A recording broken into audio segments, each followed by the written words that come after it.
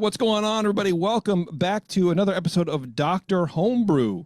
We are homebrewerless. We are one judge short today. Mr. Brian Shar he's actually building an orphanage in Sao Paulo. Yeah. So he can't make it. He's doing good things. Him and Bill Gates are microchipping the population, and it'll be so he can't make it. He had to engineer the whole thing, so he had to be there for the delivery service. It's a whole thing. One judge shy of a full deck. That's right. Yeah, but we have Mr. Brian Cooper here, and that's really all that matters. What's up, Brian? It's like old school time again, right? I'm here. Yeah, it's here we are. Yeah. Where's Keith? Where is Keith? Where is Keith Cost? Little bastard. Out in the Midwest somewhere having a good time. Potentially. Yeah, whatever. Who knows? But anyway, we do have a couple home brews for you, so we're going to get through those. And I'm excited about it. And then another show, I don't know actually when we're going to do this because, opening the kimono, as Jamil would say, we kind of just wing this show planning wise, and I didn't read all the text messages, so I don't really know what Brian Cooper has in store for me, but I'm sure it's going to be awesome. You know what I mean? But we're going to be talking some non-alcoholic beers in this dual episode and all that kind of fun stuff. But right now, what we have in front of us is an amber from a home brewer called Dimitri. Dimitri, welcome to the show, my friend. Yeah, thanks for having me. You look, I'm sure you get it all the time. You look way too young to be talking to two old guys like us. I feel like Kendrick Lamar is going to write a song about this moment. That's funny. Like what? Wow, that is a fresh reference. It's a fresh reference, right? It's pretty good. Albeit maybe slightly awkward. How long have you been homebrewing, man? I've been homebrewing. It's about to turn. I'm about to have my 2-year anniversary with homebrewing the end of this month. Nice. So I've been homebrewing since 2022. Okay. Yeah. All right. And how you liking it so far? It's great. It? Yeah, just everything about it, like the community. I mean, the main thing about it is like the art and science aspect, and just like the endless learning. Are you like a science dude? I went to school for nursing, so I kind of like really into like science, and then I'm also like an arts guy. Like I did like drawing, like theater, just all that stuff, and it's kind of like a nice like mix between the two. It really is. Yeah, there's a lot of people who do really well in this hobby are generally have some sort of science or engineering degree or background, rather, not even degree.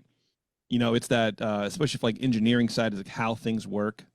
Why this does the thing. I used to talk to a lot of dudes where it's like I don't really like care how it comes out. I want to know what happened. I want to know why it happened. I want to know how to replicate it or not replicate it. Same thing with kind of arts too. Kind of like an arts background. It's very I don't know, cathartic or something to just make this thing. I made this. Oh, definitely. And at this point now, I'm like I don't really care if it's great or not. I'm not chasing the 50-point beer anymore. I just like the process and doing the stuff. So that's cool to hear. We don't really talk to many like freshly minted home brewers on the show, so it's nice to kind of just get that perspective.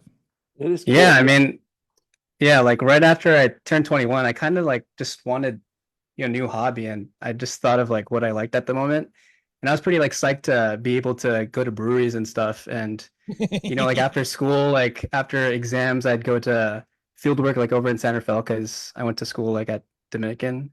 Okay. And I was just amazed with the variety of beer. I mean, that's kind of like everyone's story. You're kind of just exposed to like the 805 and Modelo, and like when you go to a brewery, you just kind of realize just how much fucking college beer there is to offer. Yeah.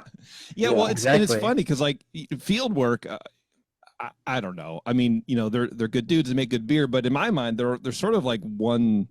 They do like light hoppy beers, and that's it. I think it's very funny where it's like field work opened my mind up to this world. But it's true. They do a lot of stuff that I don't really see because it's like tap room only. Yeah. Lagers and things. Yeah. Yeah. Like I mean the hazy IPA was kind of like the thing that drew me in, and I think it drew like a lot of people in. Yeah. And, also like seeing like pictures of their sours, like, oh, I didn't know beer could be like pink or red. And so that Yeah. kind of like unlocked like this whole new world. And, That's you cool, know, I man. kind of just thought about, you know, like, why don't I try making beer? I mean, no one really knows like how beer's made. And so that was kind of like a whole rabbit hole. Yeah. So Yeah. you just kind of research it yourself. No one you knew was like a home brewer and said, "Hey, come in and let me teach you the ropes or whatever." You just did it on your Oh, own. you're kind of reminding me of kind of like the origin story. I was actually just like sitting in class, like it was a spring semester, you know, just kind of thinking about, I was kind of like daydreaming and just like thinking about, you know, what to do over the summer. And I was like, okay, I think I'll make beer because, you know, I'm enjoying like, you know, the drinks at fieldwork. And I Yeah. brought it up to one of my instructors. And it just so happened that one of his buddies is a home brewer and he's actually, you know, I think he was relocating, and so he was actually getting rid of his old system. Oh, And that was whoa. just the perfect Dude. opportunity for So me. did you go straight up all grain or did you go extract first? I went, so I didn't really get that much guidance, but he had, we did like a partial mash Okay. because I did go to there was somewhat of a local homebrew shop that I kind of I guess like I didn't really plan to go, but it's this one in San Jose. I don't think it's still there. It's called Beer and Winemakers of America. Mm-hmm. I don't know if you guys know Rich from there. Anyways, yeah, it was a partial mash American Pale Ale. That's nice. That's cool, man. Going Yeah. partial mash. I did like 3 partial mashes in my life, and I was Mhm. like, you know what? I just would rather do all grain. Go all in. Yeah. Yeah, Yeah. because And it is was that good great. Yeah. transition. It's a good training wheels to go all grain. Because like, well, Mhm. what am I doing? Might as well just do the whole thing like this. Yeah. And That's like cool, before that, I made sure to like watch like all the YouTube videos just to get the process down. man. And it was Can you? nice like having the guy like walk me through it. And it was just like a such Yeah. like first brew day was super fun, and it turned out to be a success because I actually planned to have that brew day to serve that very first batch of homebrew to like my friends and family like at my 22nd birthday. Nice, So that was dude. awesome. That's cool. Cooper, can you imagine just like you're Yeah. watching YouTube videos, learning how to homebrew I when you know. first started? I just Can had you like imagine? I got the book that came with my kit and I read like all 96 pages like 3 times. That Bro, I got a 2-sided sheet of paper yeah. that's like telling me what to do. Cat can go. I got the hop tech instructions with Yes. the kit, and then I read that a bunch of times Yeah. and started with extract. And but yeah, until I saw Mhm. someone do full, all grain, my buddy Al Branch brewed a batch in the back of Hop Tech there, and I was like, oh wait, that's easy. I can do that. Yeah. It's I'd super read it easy. a million times. I'm like, oh, it still sounds confusing. I'm just reading this book. But if there were YouTube videos showing people doing it, I would have been on board way faster. I was like 6 Absolutely, months dude. and hemming and hawing, and then okay, that's easy. I can do that. Just seeing Mhm. somebody do it. Well, today's content focused generation, Cooper. That's how you Yep. reach them. That's how you reach the millennials. Content is a Whatever. wonderful thing. Yeah, especially Yeah. like nowadays, it's not even like the lengthy YouTube videos. It's just like those short TikToks clips and shit like that. Yeah, absolutely. Yeah, like I mean, every platform has like their own version of TikTok, like the Yeah.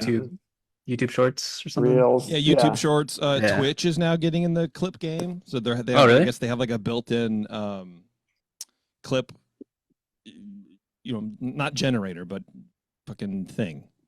Pretty soon it's Watch just going to move from Player.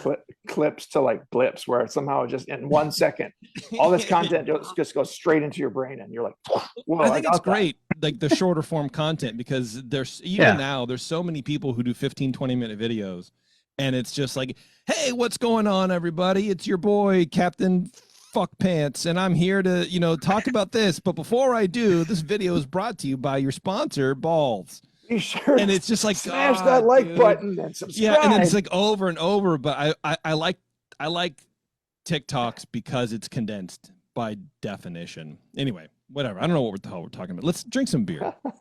That's a good idea, Jake. So Just Dimitri, riffing. do you know? Are you like one of those homebrewers who keeps track of your how many beers you've made, how many batches you've done, and if so, what batch is this? Yes. I'd have to double check. I think I haven't even brewed 30, and I don't know. I just feel like a lot has happened these past 2 years. Yeah, this is like This is 24. Like But it feels like I've culturally, been or like just in general, just or with specifically with just beer? like my homebrewing career. I kind of yeah, the rabbit hole is very deep. It gets Yeah. you. It gets Hmm. under your skin, and it's like a bad meth visual where it's like, there's things under my skin. What is it? Oh, it's recipes. I need to brew Hmm. all these or I'll never rest. Yeah, it's like after that first brew day, I just like had to know more, and like every day I was just thinking about there's just like so much to learn. Even like now at this point, it's like you barely scratch the surface. Yeah, it's a hobby. I've always said it's a hobby where it's as complicated as you want it to be. You can go Yeah, water chemistry and all that kind of stuff, or you don't have to. And as yeah, long as you understand what you're missing out on, you're okay. It's fine. It's a choice you're making, right? But if you're no, it's struggling super with, oh cool. yeah, Yeah, yeah, there's yeah, something for everyone. Like, yeah, yeah. sorry. No, you're good. You're fine, dude. We're just bullshitting. Yeah. Why amber ale? Are you trying to just brew all the styles, or is that a style you're sort of gravitating towards?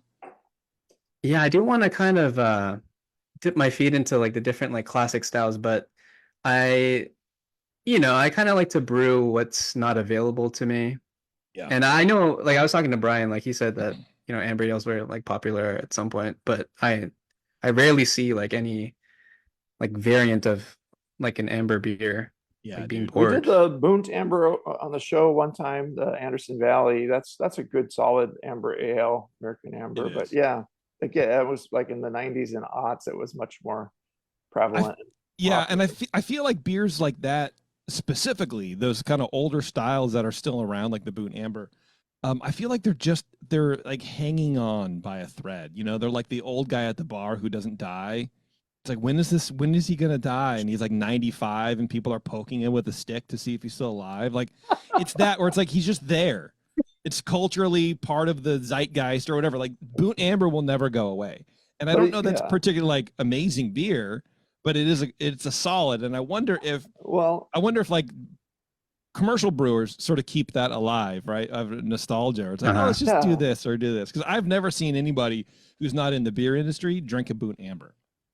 it might be, I've never heard of it. it harkens back to a time when like you would walk into a brew pub and or a microbrewery or A microbrewery, yes, and you would absolutely. walk in there and they would have like six beers. They'd have a blonde ale, they'd have a pale ale, then they'd have an amber ale.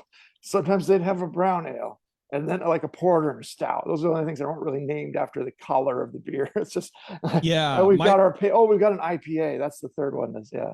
those were But my favorite. Where it's like, just at walk some in, point you can sort of plot when beer names became names and not just the style. name a color. What kind of beer do you like? You know, to be where it's like, oh, I had the What do amber. you Oh yeah, mean? from where? Oh, from all the Oh, I breweries. see. But yeah, but now it's like, it's like Boot Amber, or like now it has a Yeah, name yeah.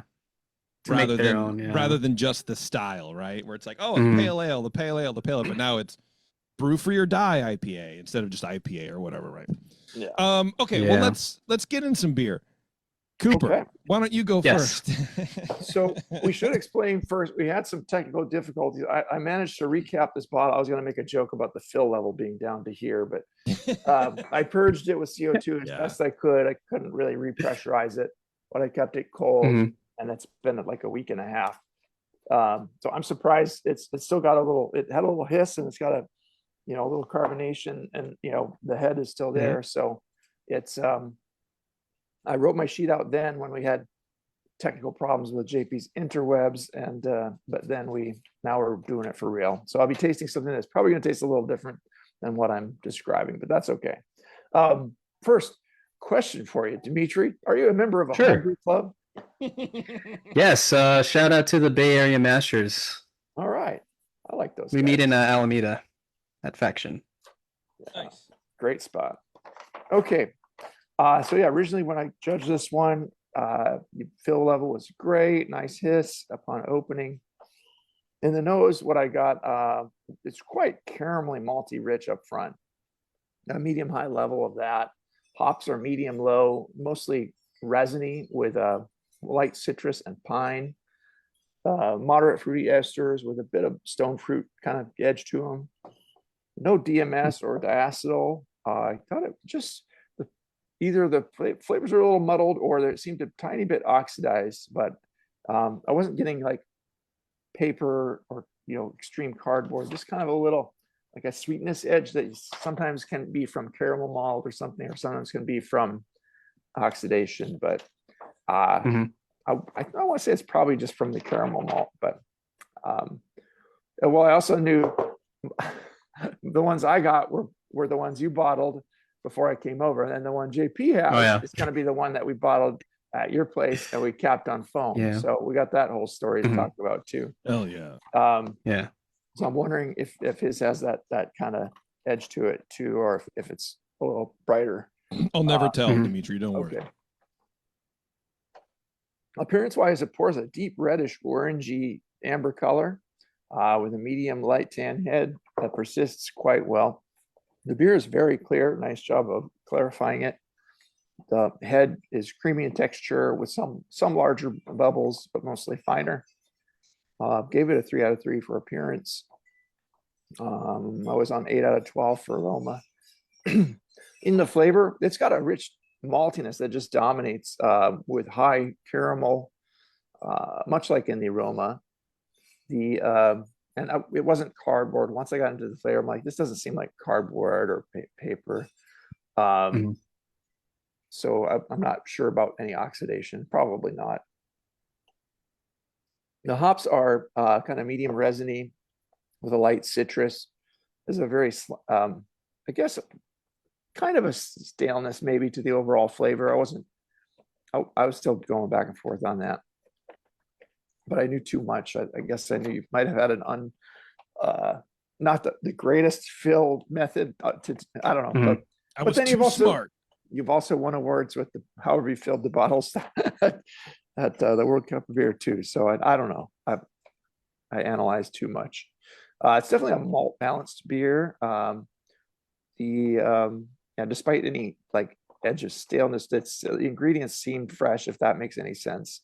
But I like the resininess of the hops, and the caramel is just really kind of overpowering in it, and like it lingers into the aftertaste, along with there's a medium low bitterness, and it has a semi-dry finish. It doesn't finish really sweet. It seems like it attenuated fairly well.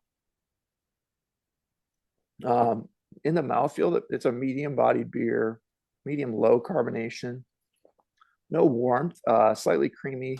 Didn't get any astringency. Smells okay there. So I had 12 out of 20 for appearance, 3 out of 5 for mouthfeel. Maybe I should have gone 4 there. It's mostly okay. Just a little light on the carbonation. But yeah, overall impression seems like a well-brewed American amber ale with good ingredient use and a nice firm malt. You could say it could use a little bit more hop, although the bitterness is at a nicely restrained level. It's not overpowering the other elements. I would carbonate it a little bit more, and just avoid oxygen contact when transferring or packaging, in the keg and or bottle or from the fermenter to the keg. But I still wasn't sure about that. But I landed at a 32. I thought it was a very good beer with some minor fixes that you could do to it to make it excellent. I think kind of the balance was just all rich caramel, and like got it. Yeah. everything else is kind of subdued. Maybe the carbonation would bring out some of those the nice hop aromas that are there a little more brightly.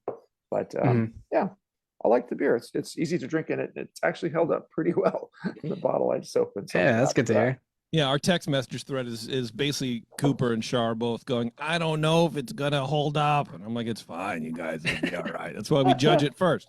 Why don't I give my impressions, Coop, while you go through Shar's and pick out any maybe important bits you want to talk about or you want to hit, or at least get the scores or whatever. I thought you were going to read Shar's. I don't have Shar's. Did he send you his? No. Oh. That's why I don't have it. Huh. But if you have them in an email, you can send it to me, and I'm happy to do it. Overall, I really like this beer. There is big flaws. First, there is kind of like a butterscotch thing happening.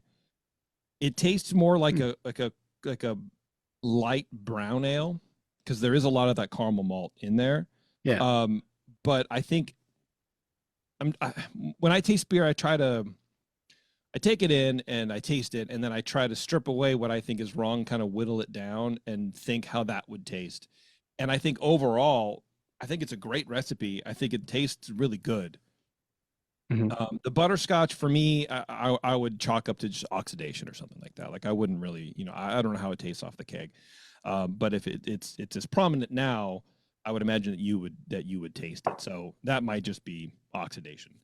But I think this is a really good amber ale. It like I said, it borders more on a brown ale for me without the hops. So if you bumped up the bitterness a little bit, and when I'm tasting, for me, it would just be like a brown ale. Okay. So I think if you can back off on some of those caramel malts, and I'm interested to see what it kind of tastes like, a pale chocolate or something, but I don't know. Back off on those sort of like mid-body malts, because I think ambers should be a little more, not easy drinking, but a little lighter in the mouthfeel, a little lighter in the sort of crystal mid-palate, Yeah. not foundation, but you know what I mean? The kind of It's almost- mid-range. Yeah, I know what you mean. Borders on kind of a syrupy seeming beer, like that. Yeah, Yeah. I was actually surprised. I mean, I could walk you guys through the recipe. Well, let me give you well, hang on a second. Okay. I'm going to do, I would say like 34. I think it's good if it didn't have the butterscotch, which again, I think is just because it's an older, it's been on, you don't drink a beer from a growler after like 3 or 4 days. Any brewery will tell you that. Like you drink it the day, the next day, maybe the next day and next day, but that's it. Like but then it's going to degrade. So I'm not judging that. But if I was at a bar and I ordered this, I would definitely order another one because it is very good. There is that kind of sweeter crystal, but it finishes dry. I don't know. I like it. I think it's really great. You got a whole half growler of it there. I have minimal comments from Brian, just what we discussed the night that we judged it and we exchanged scores. Yeah. But I do have good news for you on Brian's score. It was even higher than either one of ours, and he went all the way to a 37 on this one.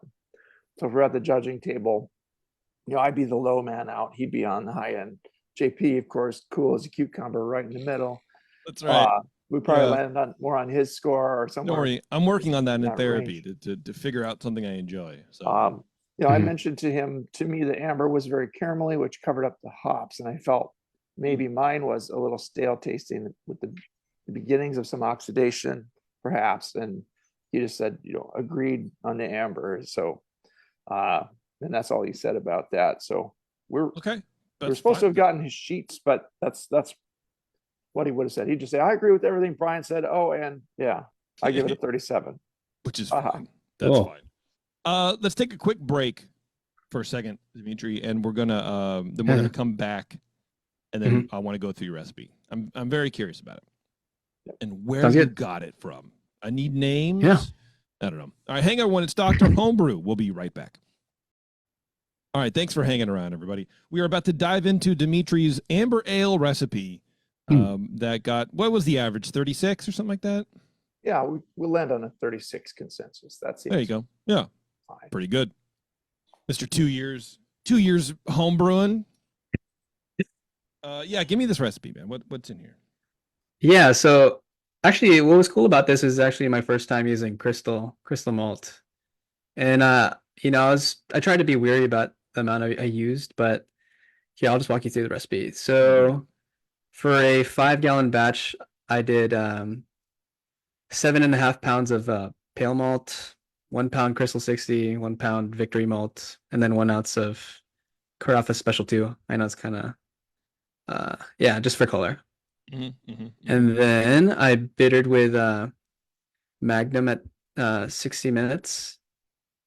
And then I layered some Chinook and Citra at 10 minutes, and then flame out Chinook Citra. Definitely tastes that Chinook, like that resiny quality that it has. It's and really... I think that goes with crystal malt. and with this style, it's more of a classic style. You wouldn't want to use a super modern hop with it. It No, would imagine mess this it with up. like Yeah. this tropical The things, man, Citra like are sangria or Yeah. some shit. No, man. Mhm. Yeah, it is very old school. It's about that combination, I think, of Chinook and Crystal Malt is like, yeah, you're talking like mid '90s for me. I don't know, maybe I've got my timeline wrong, but definitely.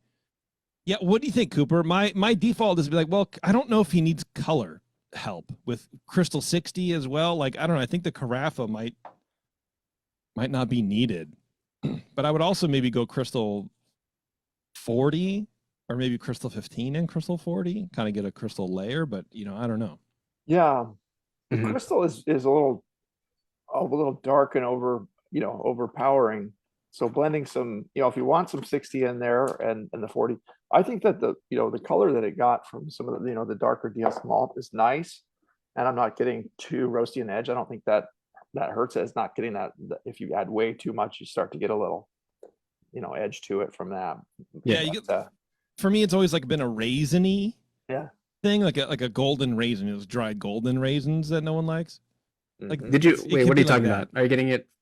No. from- I'm saying like if Cooper's saying if you use too much crystal malt, it can kind of Oh, push yeah, in yeah, these yeah. weird flavors. Yeah.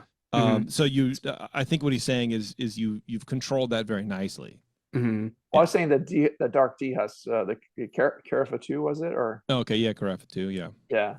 Yeah, I just don't like think another that's hurting buffer it. for the color. Yeah, I think that's just giving you color and you're not getting anything odd from that. But yeah, the caramel is a little overpowering, and layering in some lighter caramels will give it a little more honey-like and brighter caramel colors in the middle, where it's like a dark, almost not burnt over caramelized, like dessert-like caramel. It's Yeah, really I good. was actually pretty surprised with like how, punchy that crystal came through. Yeah. And I like to keep my recipes like pretty simple. Yeah. So just like to know like the variables. That is Yeah. good. I would definitely keep doing that because less is often more. Because there's like some recipes where I'm just like, man, you really know like how that variable like contributes to the end beer. Yeah, Like it's like really like small. generally it like- doesn't, I think Yeah. I don't know. I think Cooper, I don't know your input on this, but I feel like sometimes when you're making recipes, you just sort of put stuff in based on a feeling, not because feeling. yeah, Yeah. not because you know that it does anything. It's like it might, Mhm. but if I leave it out, I'm gonna get itchy, and I don't Yeah. want to get itchy when I drink this beer because Yeah, then yeah, I yeah. should have put it in. So typically, if it's one of those things like I don't know either way, I'm just gonna keep doing it because I'm Yeah. not selling it. Who gives a shit? It was like every single Mhm. one of the old Hop Tech recipes that I used to get when I was early in my homebrewing days. It would always have a 1/4 pound of wheat malt in it, and a 1/4 pound of carapils in the 5-gallon batch to give it good head retention and just a little bit of body, I guess. But yeah, it's just Look at this. I got from very odd. Hop Tech. I brewed this on 12/197 hoppy pale ale. Yeah. Recipe right there. 7.5 pounds pale liquid, 1 pound crystal 17. Hmm. I've never heard of crystal 17. Crystal 17. It's I've probably never heard Oh. of that. 15 to 20, and that it's Okay. Oh, I see. 14 grams of Australian dried yeast. no wheat and carapils. No. Okay. I think But, that at the shop they would always just mix it in. They're like, oh yeah, you need this too. Throw it in there. The first one I ever did was the Pacific Coast Kit Yeah. Killer Whale Stout. Cool. Sure, I thought I'd share that with everybody. I did the for some Blue reason. Whale Ale back when, and those recipes are all from Pacific Coast, and they were an extract brewery in Oakland Yeah. at the time, Mhm. and they shared their recipes with the homebrew store and 97, yeah. baby.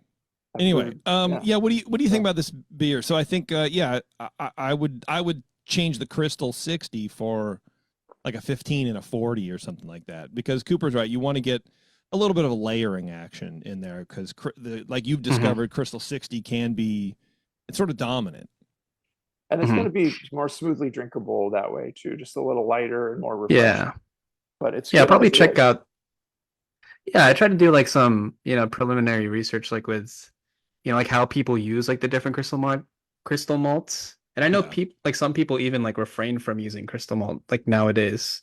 Yeah. Which I It disagree. seemed that like it seemed that like the lighter crystal, it does like have like a little, it can like add a little bit of like malt complexity, but for the most part, I think the way people use it is more so for color. Maybe do you think like maybe drawing back the Crystal 60 would, work too? Like You can aside from do like that. substituting like the Yeah, 40, I think 20. if you want to just keep using 60, I would just cut it back. I'll let Cooper explain how much because I have no idea. But because either way it's overpowering. What I like about layering, especially crystal malts, is because you get the best of both, right? Crystal 15 is very light and kind of straw, like Cooper saying, honey kind of thing. And then Crystal 40 isn't as aggressive as 60, but you still get some of those light raisiny notes, those light caramel notes, and the combination is very good. If you kept it 60, I think you would keep that sort of old school vibe that you have with this beer, which I'm not opposed to. I think it's good. So you can kind of do whatever you want. Sure. I knew this guy. He used to be a professional brewer, Colin Kaminsky, and he had this 100 grain recipe where he would take, your grain represented as 100%, and then you break it down where you go, let's say your base malt is 70%. So you would take 70 grains of your base malt, and then whatever percentage, 10% is crystal, then you take 10 grains, and you add it up to 100 grains, which is 100%. And then you take it and you put it in your mouth and you crush it. And you chew it, but you don't swallow it, and you let it sit in your mouth for like a minute, 2 minutes, whatever, because the saliva enzymes will convert the starches to sugars a little bit, and you can get a rough estimate about what the final product's going to be. It's not anywhere. It's like water divining or whatever, right? You know what I mean? It's like it's not really gonna be that, but you get a good feel for it. So share that with you. Maybe that'll help you, especially I think with things like this. Or should I go all the 60, or should I split it? What's that going to taste like? You don't want to brew 5 gallons of each and then see. Maybe you do. No, exactly. Know. Yeah. I thought I was following you for a second there, but then you did this complete like swerve. It's like with the putting the grains in the mouth and like. Okay. Yeah. No, I thought you were going to talk about like, brewing like hop teas, like where you just like. Yeah. Kind of do like a mini mash, like in like a tiny glass. You can do that too. Absolutely, you can do that. I guess it's like the same effect, and then like you can kind of like mix it together and just see like instead of brewing the entire batch, like going through like that whole process. People did like a I thought that's a cool concept. Yeah, I think it's neat. I mean, you could even also, if you wanted to do like get 3 pounds of extract, and then steep the different grains and split it up. Yeah, and, steep the grains. You can do you can do that too. There's a lot of stuff you can definitely do. I thought you were going to mix like 100 different grains, like have a recipe with 1% of each grain, and that's exactly what it is. Well, every you grain blend in all the Homebrew batches, shop. together. I don't know. I wanted to loop back to the comment about crystal and the kind of the blowback against crystal that happened, maybe 15, 20 years ago, kind of started happening when IPAs started getting lightened up a little bit in color. Was around the time when people wanted their IPAs lighter bodied, and it started to be more trendy to have even more, expressive late hops. And when you have a lot of crystal in a beer like an IPA or a pale ale or even an amber ale, it gets in the way of the hops. I'm sure I forget how much you said you put in there, but it's a substantial amount to cut through that. And as you back off those, I was always making my pale ales and stuff. I always have caramel malt, but then see recipes like, it's more like people use Munich malt and use the other things that don't have that rich caramelly thing that's going to stomp on the hops a little bit. So I think that's part of where it came from, and some people just got a bad taste for them because it was like so prevalent early in the microbrewery scene that was like people relied on it too much and didn't use other grains that they could use in their palate at their disposal. And you want to save money. I think there's a money component. Like, John Meyer at Rogue, used to always say, or it actually took him a while because he got a really big reputation for having a lot of hop profile, hop flavor, hop bitterness. And he was like, my secret is I use 20% more crystal malt than I normally would, because that gives a buffer for the hops. So you can over hop things and get all those qualities, but he's counting on the crystal malts to squash the bitterness. Pull it back. Yeah. Yeah, to pull it back, right? But you can still front load the hops or whatever. But I think as hops got more expensive and all that kind of shit got more expensive, people are like, what if we just didn't do that? I don't know. But now we're just the old guys at the party cornering the kid, going, "Do you know when I was your age, blah blah blah." You're being booed to amber. That's right. Yeah, we're like, we're never gonna die. We're Statler and Waldorf of the beer still industry. here at this bar. Do you have any questions, Dimitri? Are you what do you got to say? Kid, what do you got to say, kid? Are you good? All right. Oh, this is fun. I like the hop selection. I like 90% of this beer. I think it's great. I think it's a good, and amber is, I think maybe what you're learning now. It's kind of a difficult style. It's easy, but it's hard to make it taste good because it's I was hoping that I was hoping like this beer would also teach me kind of like how Victory malt would also come into play. Like it's the biscuit malt in terms of like, layering that malt complexity. But yeah, for sure. Yeah, I did notice like how overpowering the Crystal 60 was. So I'll definitely make that change. Yeah, and it'll probably allow the hops to shine more. Yeah. Well, yeah, for sure. Yeah. So on this episode, or if we're doing it on the next one, we also need to talk to Dimitri about his recent exam and the process leading up to it, because we worked together quite a bit, I would say, leading up to his exam. So I'm excited that you just took the exam last Saturday in Alamo, and the BJCP's exam, the judging exam. Yes. Yeah. So he's becoming a beer judge. I love that. Well, let's take a coaching session. Let's take a break and let's figure that out, because that's what we do here on Dr. Homebrew. All right, everyone, stay tuned. We'll be right back. All right, thanks for hanging around, everybody. We are back, and we're going to be talking a little bit of BJCP exam prep, or at least how Brian Cooper makes learning a nightmare for everybody. Yeah, that's what I love to do. What's going on, Coop? Well, back in the early days, I was just thinking about this, how I was asked to be a steward at this competition, and and then I got there the day of, and they were short on judges, and they're like, "Well, do you want to judge?" And this is before I even thought about it. I was just starting to get involved with helping out with the competition and throwing my hand up, and I'm just like, I'll just be a steward. It's okay. But and then soon after that, I met my buddy Dave Teckham, who had a syllabus in his booth at NCHF, the Northern California Homebrewers Festival. Goes over and gets it, hands it to me, said, "You can do this. We've got a study group going with our club.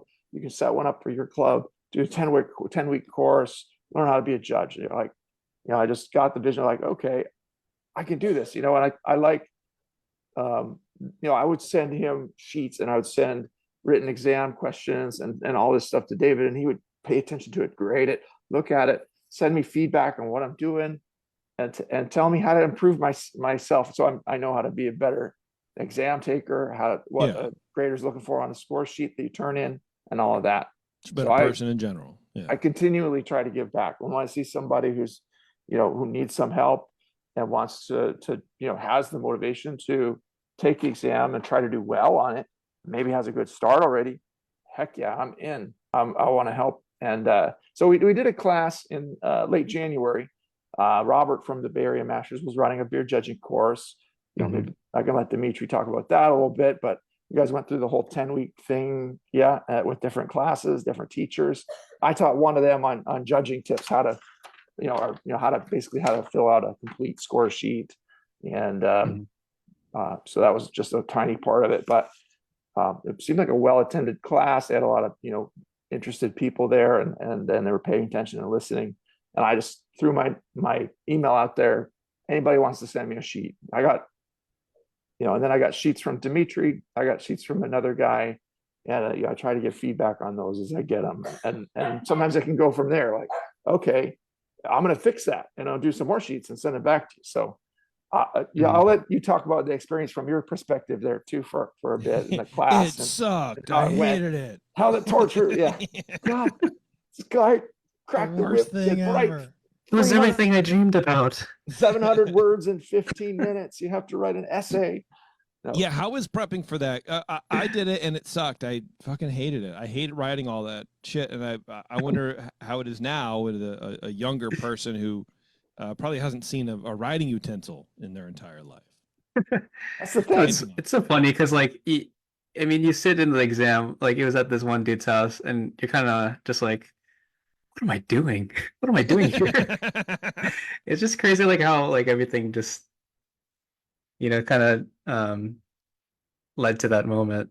Yeah, But it's kind of yeah, fast, like to just basically be brewing for 2 years and you're already doing BJCP shit. Like you already got roped into that Ponzi scheme. I know, like I said, like it's definitely a rabbit hole.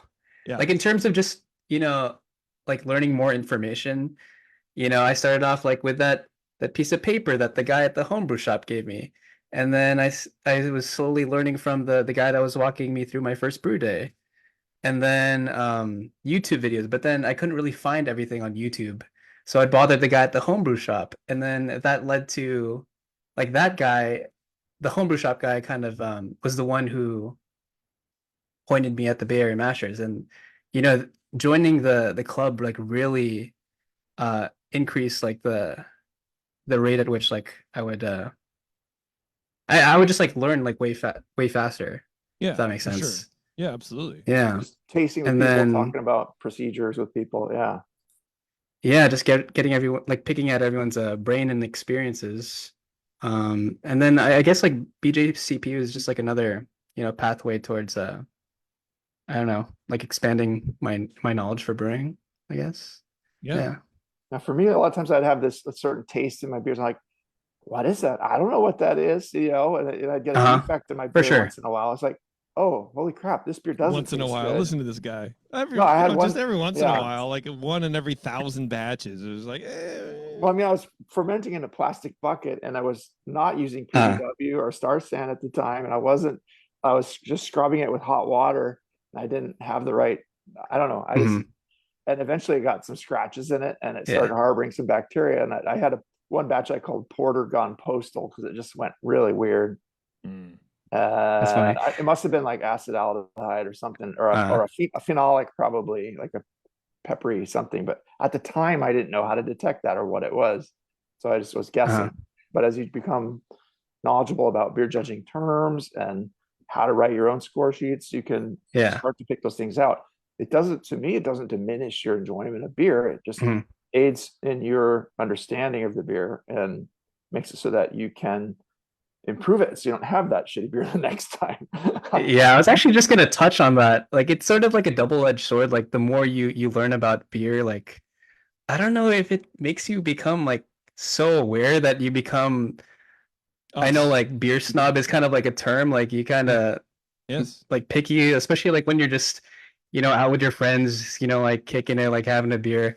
You're kind of just sitting there and like tasting like, oh gosh, this beer has green apples in it. Knowing about This beer means like has needs to sufficiently reduced my enjoyment level of just having a relaxing beer.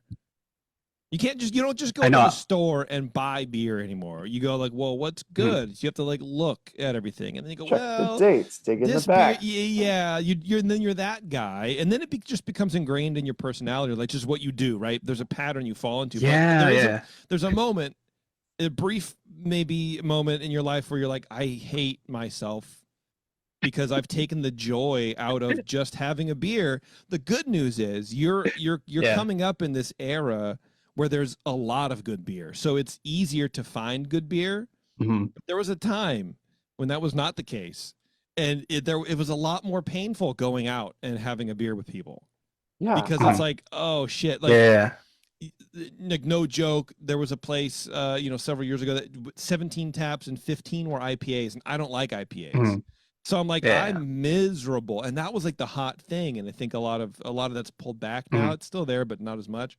So there is that where yes, you can get caught up in the, I want something that tastes good because I know what tastes good, mm-hmm. and I'm like learning, especially as a BJCP judge, you're learning to detect the flaws, but the flaws don't necessarily mm-hmm. need to detract from if the beer's good or not, and that's the other side where it's like you're not filling out a score sheet. yeah, this could be better, but it still tastes good. Ultimately, you're not. I don't know. Yeah, no, You're that's not really wrong. funny. Yeah.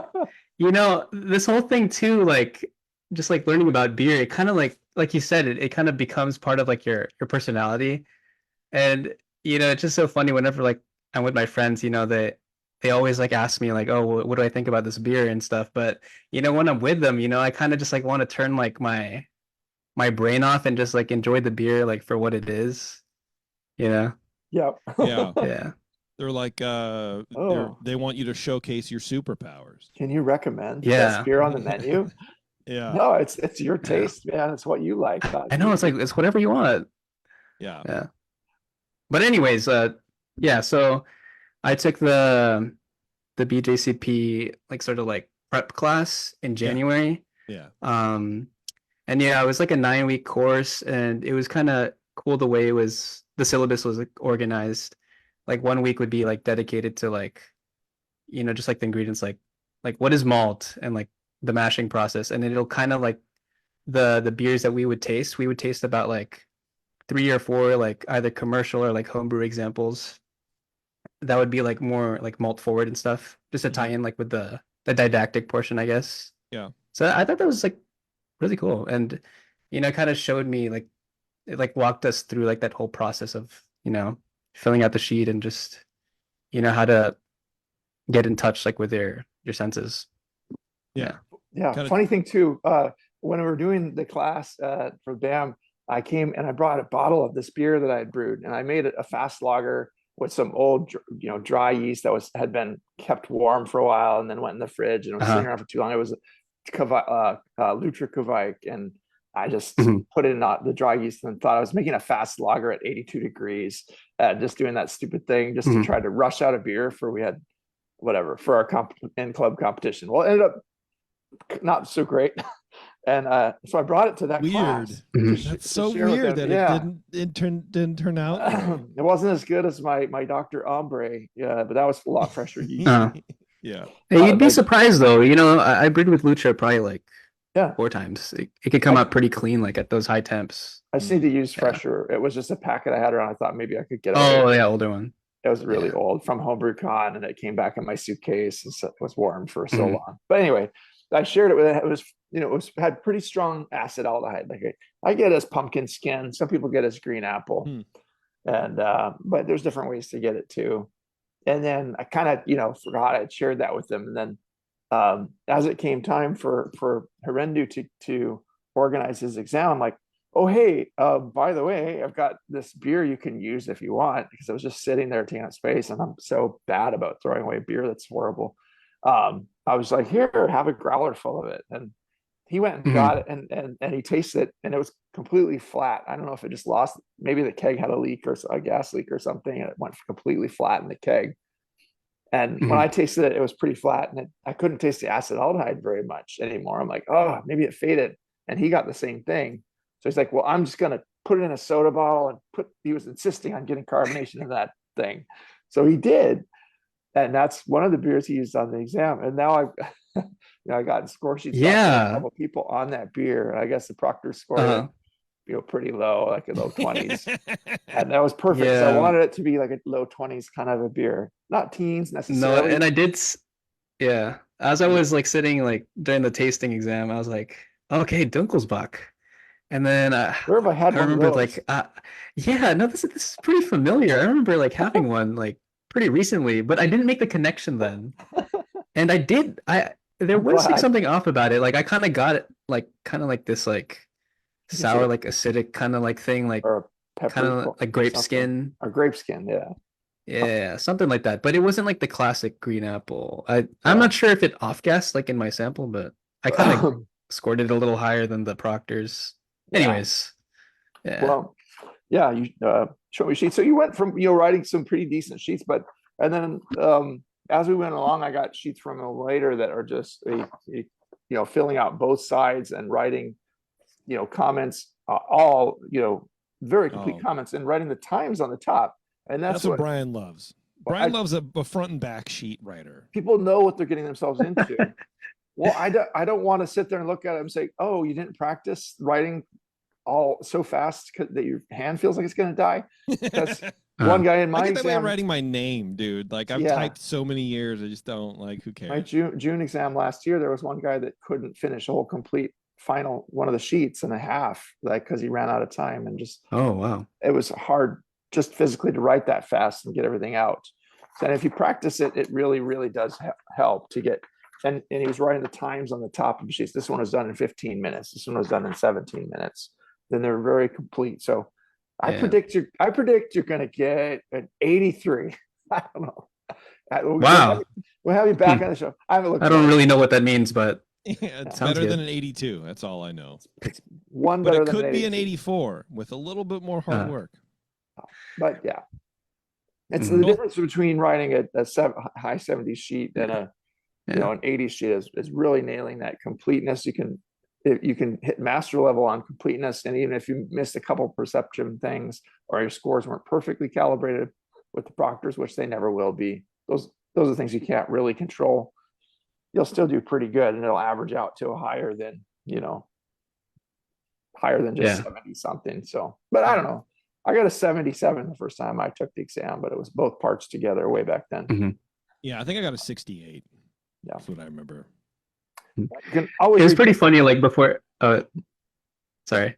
Yeah, It was pretty funny, like the conversations we were having, like at the table, like before the exam. We were all talking about, like, man, I'm pretty nervous. I mean, I usually have a beer after my exams, not during.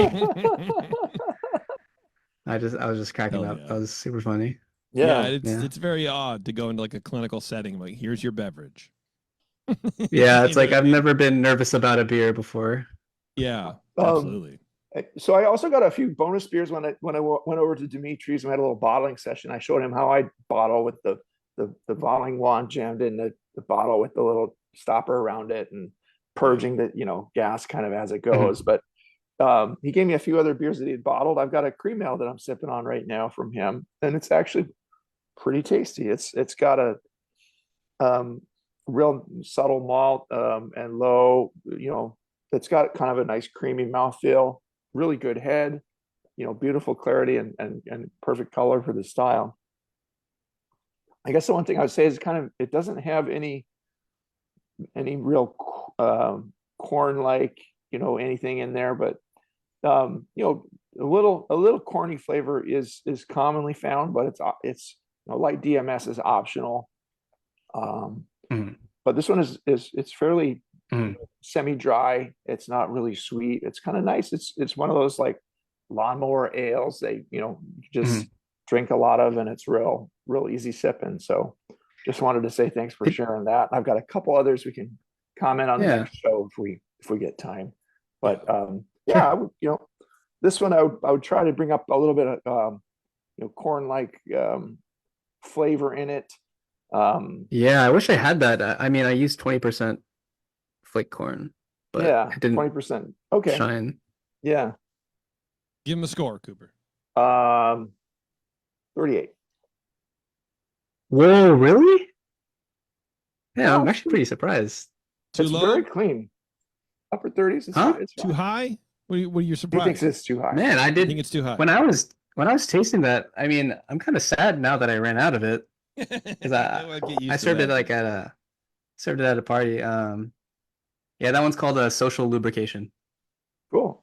What would you give it, Man, I'm glad Dimitri? to. What would you score it as? So you can remember back. I would have like given it like low 30s because I think early on it might have like off gassed or something, but I don't know why, but I threw Cascade, like a little bit of Cascade in the flame out, and it kind of gave it this white grape kind of like winey character, but I guess some people didn't pick up on that. Well, as the beer ages too, that'll fade out a little bit. So I'm not getting a big, any late hop notes in it, but Cool. I'll brew it again then. yeah. Hell yeah, dude. Great. Sounds good. Well, let's get out of here. How about that? Let's wrap it up. And Cool. Dimitri, you're going to stay on because we're going to take your porter next, right? Yeah, Yeah. why How not? about that? All right, cool.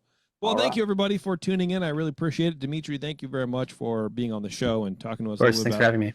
some beers and what it's like, refreshing our memories as to what it's like to be a young buck in this industry. Back in my day, we used to kiss each other or something. I don't know. But we'll take beers They from were? anyone, take young beers or from anyone. old, and to get your beer on the show, you Young or want to email. Uh-huh. Yeah. No young people, only or old people. From ancient now on. like I don't us, like yeah. this. Yeah. Email Brian at thebrewingnetwork.com and we'll give you the Mhm. instructions for getting your beer on the show, or mead or Yes. cider, what have you. That's right. Or kombucha or whatever you want. Yep. All right. Thanks a lot, everybody. Until next time, we'll see you.